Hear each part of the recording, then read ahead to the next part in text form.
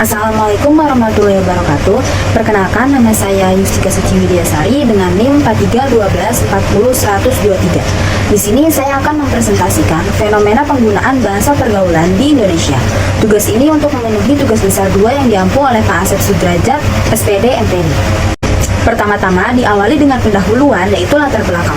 Bahasa gaul sebenarnya sudah ada sejak lama, tetapi tidak sama dengan istilah bahasa yang digunakan. Pada tahun 1980-an terjadi peningkatan popularitas bahasa gaul ini. Bahasa gaul sebelumnya hanya untuk kelompok tertentu saja, karena tujuan awal dari bahasa ini adalah untuk memastikan bahwa hanya anggota kelompok yang memahaminya. Kemudian muncullah istilah-istilah baru dari bahasa gaul. Istilah-istilah baru ini muncul sebagai hasil dari bahasa Indonesia yang dimodifikasi dan maknanya bisa jadi berbeda dengan makna aslinya. Selanjutnya, alasan pemilihan topik. Hal penting yang perlu diingat adalah penggunaan bahasa Indonesia yang baik dan benar akan mempengaruhi seberapa baik orang dapat berkomunikasi dan bertukar informasi. Penggunaan bahasa Indonesia dalam komunikasi sehari-hari masih berkurang dan hampir seluruhnya digantikan oleh bahasa gaul. Remaja sering menyalahgunakan bahasa gaul yang tidak sesuai dengan situasi, tempat, atau aktivitas. Sebab itulah saya mengambil judul pembahasan fenomena penggunaan bahasa pergaulan di Indonesia.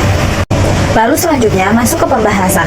Yang pertama, pengertian bahasa gaul. Apa sih bahasa gaul itu? Menurut Sarwono dalam Sulaiman dan Islamiyah 2018, bahwa bahasa gaul merupakan bahasa umum yang digunakan oleh remaja dengan kata yang dapat diubah sehingga hanya remaja lain dalam kelompok tersebut yang dapat memahaminya. Selain itu, ada pendapat lain menurut Mulyana 2008 mendefinisikan bahasa gaul sebagai kumpulan konsep atau kata yang ketika digunakan oleh subkultur tertentu memiliki makna yang spesifik, berbeda, tidak normal, atau bahkan saling bertentangan. Selanjutnya yaitu bentuk-bentuk bahasa gaul. Ada 6 bentuk bahasa gaul. Yang pertama, kata panggilan. Contohnya dalam bahasa Indonesia, aku, kamu, ayah atau bapak, dan ibu. Tetapi dalam bahasa gaul menggunakan gua, gue, lo, lu, bokap, dan nyokap. Bentuk yang kedua yaitu penghilangan huruf awal. Contohnya dalam bahasa Indonesia, sudah, memang, saja, dan sama. Tetapi dalam bahasa gaul menggunakan udah, emang, aja, dan amat. Bentuk yang ketiga yaitu pengganti huruf vokal au, ai, dan o dengan e. Contohnya dalam bahasa Indonesia, sampai, kalau, capai, dan pakai. Tetapi dalam bahasa gaul menggunakan sampai, kalau, capai, dan pakai. Bentuk yang keempat yaitu pengganti huruf a dengan e. Contohnya dalam bahasa Indonesia, sebal, benar, senang, dan cakap. Tetapi dalam bahasa gaul menggunakan sebel, benar, senang, dan cakap. Bentuk yang kelima yaitu singkatan kata. Contohnya dalam bahasa Indonesia, ini, begini, bagaimana, dan begitu. Tetapi dalam bahasa gaul menggunakan nih, gini, gimana, dan gitu. Bentuk yang terakhir yaitu penghilangan huruf H. Contohnya dalam bahasa Indonesia, hitung, habis, bohong, dan hujan. Tetapi dalam bahasa gaul menggunakan hitung, hujan, bohong, dan habis. Selanjutnya yaitu fenomena penggunaan bahasa gaul. Bahasa gaul pertama kali muncul di masyarakat pada tahun 1980-an yang dikenal dengan sebutan prokem. Ada yang berpendapat bahwa bahasa prokem adalah kode yang digunakan oleh kelompok tertentu. Karena arti bahasa prokem bervariasi tergantung pada kelompoknya. Bahasa prokem dapat dianggap sebagai kode. Hanya anggota kelompok tersebut yang mengerti arti dari bahasa tersebut. Bahasa prokem digunakan di tempat dan situasi yang umum. Orang biasa yang bukan bagian dari kelompok tersebut pada akhirnya akan mempelajari arti dari bahasa kode tersebut. Pada akhirnya, bahasa prokem tidak hanya digunakan oleh anggota komunitas tertentu, namun masyarakat umum yang tidak termasuk dalam kelompok tersebut juga mulai menggunakan bahasa prokem dalam interaksi sehari-hari. Penggunaan bahasa Indonesia yang baik dan benar dalam percakapan sehari-hari saat ini mulai tergeser oleh bahasa gaul. Bahasa gaul tidak masalah jika digunakan dalam suasana yang santai. Namun, bahasa gaul sama sekali tidak dapat diterima jika digunakan dalam suasana formal. Remaja adalah pengguna bahasa gaul yang besar.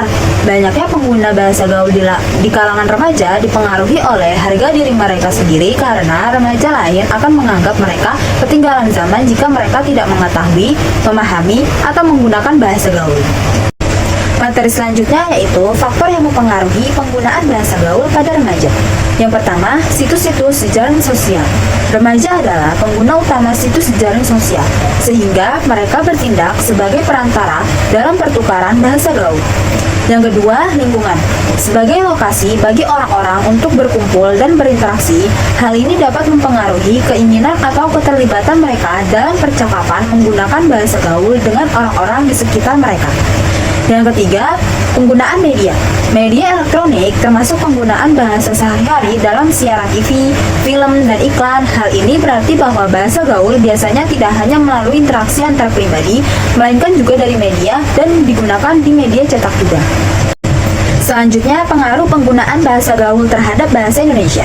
Yang pertama, marginalisasi bahasa gaul terhadap bahasa Indonesia merupakan ancaman bagi kelangsungan bahasa tersebut. Budaya dan penggunaan bahasa suatu generasi mempunyai hubungan yang kuat. Semakin memudarnya bahasa Indonesia di kalangan generasi di negeri ini, semakin besar kemungkinan bahasa Indonesia akan goyah perannya sebagai identitas dan bahasa nasional. Yang kedua, menurunnya kemampuan berbahasa Indonesia. Remaja sering menggunakan bahasa gaul dalam sehari-hari karena mudah digunakan. Dengan demikian, tingkat bahasa Indonesia semakin menurun dan bahasa Indonesia semakin memudar, bahkan dianggap kuno oleh generasi muda.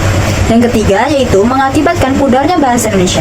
Meningkatnya bahasa gaul di kalangan remaja merupakan bahaya besar yang dihadapi bahasa Indonesia, serta menurunnya kemampuan bahasa generasi muda saat ini. Materi yang terakhir yaitu pentingnya bahasa Indonesia yang baik dan benar. Bahasa Indonesia yang baik adalah ketika kita menggunakan kata-kata yang masuk akal bagi lawan bicara dan sesuai dengan keadaan. Sedangkan bahasa Indonesia yang tepat adalah bahasa Indonesia yang menganut kaidah kebahasaan yang berlaku. Kemampuan menggunakan bahasa Indonesia secara akurat dan benar adalah suatu keharusan, karena statusnya bahasa Indonesia secara otomatis wajib digunakan baik dalam suasana formal maupun informal. Hal ini penting karena bahasa Indonesia merupakan bahasa pemersatu dan kebangsaan negara. Sebagai bahasa resmi negara, bahasa Indonesia berfungsi sebagai jembatan melintasi batas negara, sarana mendorong kemajuan ilmu pengetahuan, teknologi, dan budaya. Keseluruhan poin tersebut tercakup secara rinci dalam pasal 36 UUD 1945. Selanjutnya yaitu penutup. Yang pertama ada kesimpulan. Dapat disimpulkan bahwa banyak masyarakat Indonesia yang melakukan penyimpangan dalam berbahasa Indonesia dengan benar. Masyarakat Indonesia selalu menggunakan bahasa gaul dan singkatan dalam pergaulan sehari-hari. Perkembangan dan pertumbuhan bahasa Indonesia mungkin terhambat karena hal ini. Menurunnya atau bergesernya bahasa Indonesia di tengah masyarakat, khususnya di kalangan generasi muda, salah satu penyebabnya adalah kurangnya pemahaman tentang mencintai dan menggunakan bahasa di negara sendiri. Apalagi, remaja semakin banyak menirukan bahasa gaul dalam kesehariannya akibat melonjaknya penggunaan bahasa gaul oleh para artis di media massa. Remaja pada dasarnya senang meniru hal-hal baru. Lalu ada syarat.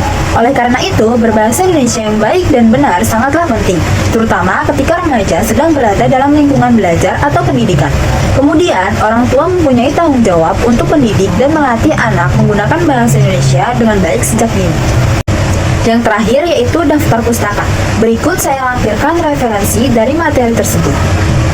Sekian yang bisa saya sampaikan, kurang lebihnya mohon maaf. Wassalamualaikum warahmatullahi wabarakatuh.